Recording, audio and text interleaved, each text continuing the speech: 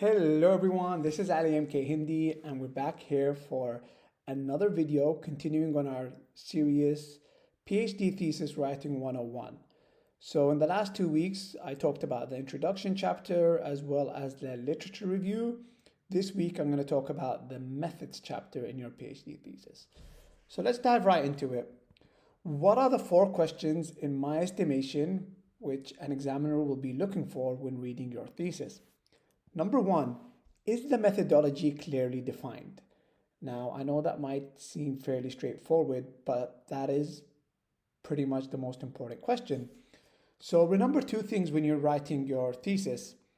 I want to know the research design for the thesis as a whole, so big picture. For example, because a thesis usually consists of individual studies. So first I want to know the big picture. The thesis as a whole, is it a mixed methods? Is it fully qualitative? Is it fully quantitative? So for example, I started off with a literature review, a systematic review, followed by a qualitative study, and then a quantitative study. So this was a mixed methods. And then I want to know the individual studies. So what kind of qualitative study was it? And you talk about it in depth. The quantitative study, you can talk about it in great depth. So always remember that. Big picture, small picture. Any sources of data that you used if you're dealing with secondary data, as well as any instruments or tools you used if you're doing primary data, recruitment of participants, and so on. Go on into great details in the methods chapter. Remember, this is a PhD thesis chapter, not a manuscript for a journal article. So the level of detail is greater.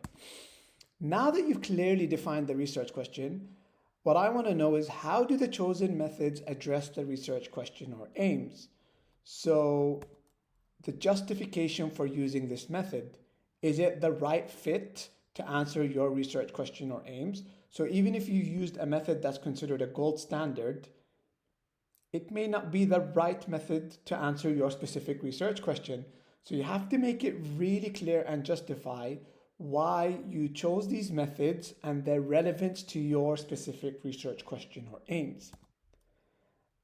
And once you do that, I also want you to talk about the advantages and limitations of this method, in particular in relation to answering your research question or aims. So now that you've clearly defined your methodology, you've also justified why it's the right fit for your particular research topic. I want to know why this method over alternatives. So I want you to demonstrate that what are the other alternative methods that you could have used to answer your PhD research question, and what are the pros and cons of other methods. This is something I would particularly look for if I was examining a PhD student. Do they have an awareness of what were the other methods they could have used and what were their pros and cons? You need to demonstrate that. So now that you've clearly defined your research question, you've justified why it's the right fit, you've shown why this method is preferable over alternatives, demonstrating that you are aware of other alternatives. What I want to know is your data analysis approach appropriate and detailed.